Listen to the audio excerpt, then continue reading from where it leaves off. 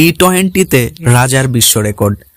সর্বশেষ ওয়ানডে বিশ্বকাপের পর আসন্ন টি-20 বিশ্বকাপেও খেলার যোগ্যতা অর্জন করতে পারেনি জিম্বাবুয়ে। তবে ব্যক্তিগতভাবে নিজের সামর্থ্যের সাক্ষ্য রেখে চলেছেন দলটির তারকা অলরাউন্ডার সিকান্দার রাজা।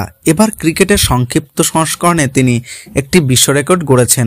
রাজা টানা 5 ম্যাচ খেলেছেন অর্ধশতক রানের বেশি ইনিংস। কেবল ব্যাট হাতেই নয়, বল হাতেও সমান উজ্জ্বল 37 বছর বয়সী এই তারকা।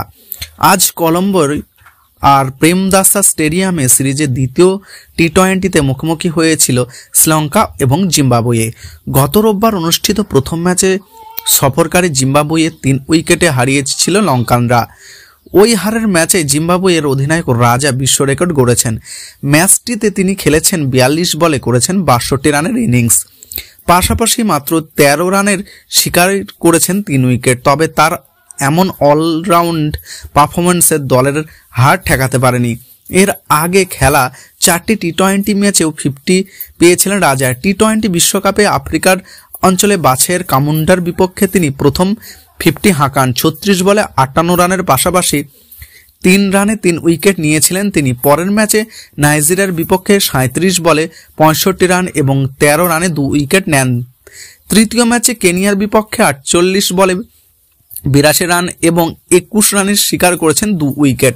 চতুর্থ ম্যাচে আয়ারল্যান্ডের বিপক্ষে 42 বলে 65 রান এবং 28 রানে 3 উইকেট নিয়েছে নিজের ঝুলিতে। এর আগে সর্বোচ্চ টানা 4 টি-20তে 50 হাঁকানোর রেকর্ড ছিল নিউজিল্যান্ডের সাবেক কিংবদন্তি অধিনায়ক ব্রেন্ডন ম্যাকুলামের। ডানহাতি এই ব্যাটসম্যান টানা 4 ম্যাচে রানের পরিসংখ্যান ছিল একরকম: 59 ওয়েস্ট ইন্ডিজ, অস্ট্রেলিয়া 61, 56 ভারত এবং 59 ভারত।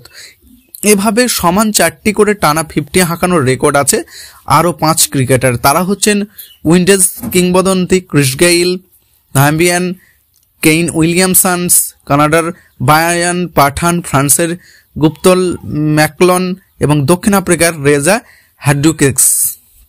5টি অর্ধশতক করে সবার উপরে উঠে এলেন রাজা।